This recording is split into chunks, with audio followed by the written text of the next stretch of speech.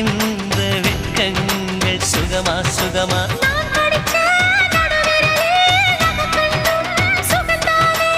இடைவெளிகள் குறைந்து விட்டால் இம்சைகளும் சுகம்தானே உன்னோடு நான் இருக்கும் நொடியெல்லாம் நடக்கும் நீ இல்லாமல் நான் நடக்கும் வழியெங்கும் உள்ளிருக்கு அடவெண்ணிலா வெக்குதை புன்னகை பூக்குதை நம்மை கண்டதாலா